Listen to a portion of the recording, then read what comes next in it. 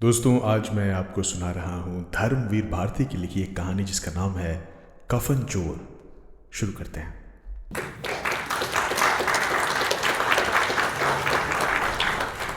सकीना की बुखार में जलती हुई पलकों पर एक आंसू टपक गया।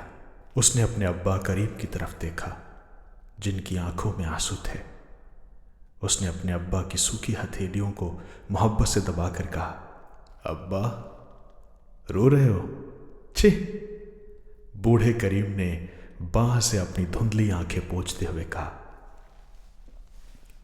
बेटा, तुम बुखार में चल रही हो और मैं तुम्हारे ओढ़ने के लिए एक चादर भी नहीं ला सका।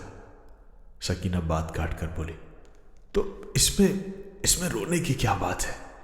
सुनते हैं कि सरकार ने इंतजाम किया है, बहुत सा सस्ता कपड़ा आने वाला है, तब खरीद लेना। फिर मुझे तो जाड़ा कम ही लगता है। सकीना मुश्किल से अपनी कपकपी रोक पा रही थी।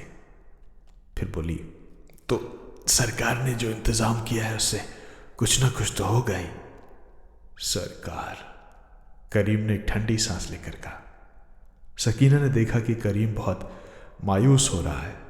उसने करीम का ध्यान बांटने के लिए कहा, अब्बा, छोड़ो ये सब बातें, नींद नहीं आ रही है, कोई कहानी सुनाओ ना। बेवकूफ़, तुम इस वक्त भी कहानी सोच रही है? यहाँ हम लोगों के हालात कोई अखबार में छाप दे तो खुद एक दर्दनाक कहानी बन जाए। अरे छोड़ो ना अब्बा, कहानी सुनाओ। सकीना छोटे बच्चों की तरह मचल कर बोली, अच्छा ठीक है, सुनो। करीम बोला, यही लखनऊ का किस्सा है। नवाबी ज़माना था, छतर मंजिल में नवाब साहब की ऐशगाह थी। आराम करते थे वहाँ पे, दिन भर दोस्तों के साथ ऐश करते थे, और जब नवाब साहब आरामगाह में जाते थे तो उनकी पलकों पर गुलाबियों का नशा रहता था और उनके कदम में शराब की छलकन। उनको सहारा देने के लिए जीने की हर सीढ़ी पर दोनों तरफ नौजवान लड़कियां खड़ी होती थीं, जिनके कंधे पर हाथ रखकर वो धीरे धीरे ऊपर जाते थे। अरे सुन रही हो? सकीना ने बस इतना कहा। वो आगे बोले, अच्छा, तो एक दिन वो सभी लड़कियां मुर्शिदाबादी रेशम की पोशाक पहनकर खड़ी हुई थी जीने पर। नवाब साहब ने पहली लड़की के कंधे पर हाथ रखा ही था कि रेशम की चिकनाहट की वजह से उसका दुपट्टा फिसल गया और वो गिरते गिरते बचे। जैसे ही वो लड़खड़ाए, जीने पर लाइन से खड़ी नीचे से ऊपर तक की जितनी भी लड़कियां थीं उनमें एक डर की लहर दौड़ गई। नवाब साहब संभले और गरज कर बोले, बदजातो, कल से तुम लोगों के कंधे नंगे रहने चाहिए। ये बात अजीब थी, लेकिन अब क्या कर सकते थे। नवाब साहब का हुक्म था, तो दूसरे दिन से उनके कंधे नंगे रहने लगे। तो समझी बेटी, तब कपड़ों की कमी नहीं थी और ना अब है, मगर हम गुलाम और गरीब तब भी नंगे रहते थे और अब भी नंगे रहते हैं। पता है क्यों? ताकि अमीर लोग हमारे नंगे कंधों पर आसानी से हाथ जमाकर सोने और चांदी की सीढ़ियों पर चढ़ सकें। सो गई क्या सकीना? सकीना सो गई थी। करीम उठा, एक फटी चटाई पर अपने हाथों को मोड़कर सर के नीचे लगाकर लेट गया। उसने दोपहर से कुछ नहीं खाया था। भूख लगी थी, मगर भूख पर नींद हावी थी। वो धीरे धीरे सो गया। हिंदुस्तानियों की एक आदत है कि जब वो भूखे होते हैं तो सो जाते हैं और सोकर सपने देखने लगते हैं। करीम ने भी एक सपना देखा। हिंदुस्तानियों की तरह वो भी इस दुनिया से ऊब कर बहिश्त चला गया है, यानी वो जगह जहां मरने के बाद लोग जाते हैं। आगे आगे कांपता हुआ करीम चला जा रहा था और उसने देखा कि पीछे पीछे अपने फटे कुर्ते को संभालती हुई मासूम सकीना आ रही थी। सामने तख्त पर खुदा था। करीम ने सर झुकाकर कहा, हम लोग नंगे हैं, भूखे हैं। खुदा ने अपनी आंखें उठाई। सकीना पर उसकी निगाह गड़ गई और बगल में बैठे एक फरिश्ते से कहा, हजरत, मैं देखता हूं कि भूख में भी आदमी का हौसला निखरता जाता है। फरिश्ते ने अदब से सर झुकाकर कहा, हुजूर की नायाब कुदरत है। खुदा ने खुश होकर कहा, अच्छा, तो इस हसीना का नाम हूरों में दर्ज कर लो।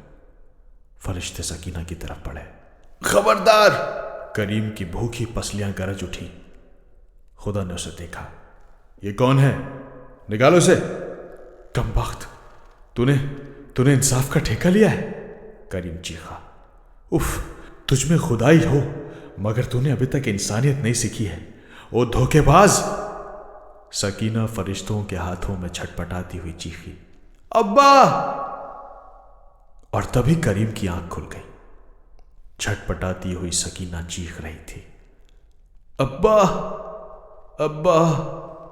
करीम घबरा कर उठा। अब्बा, जूड़ी चल रही है, थरथराती हुई सकीना बोली। वो पानी से निकली हुई मछली की तरह छटपटा रही थी।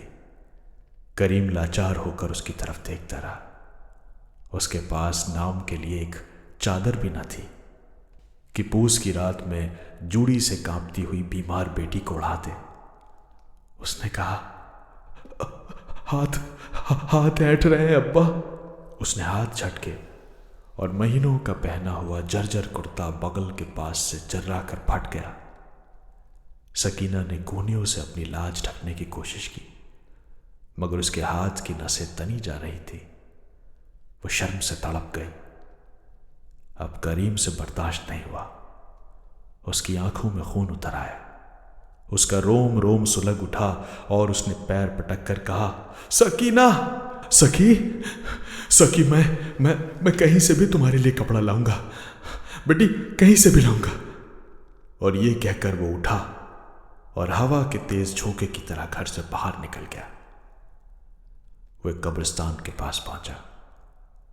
कब्रिस्तान में लगे हुए पीपल के नीचे एक भिखमंगा बैठा था। सामने थोड़ी सी आग जल रही थी।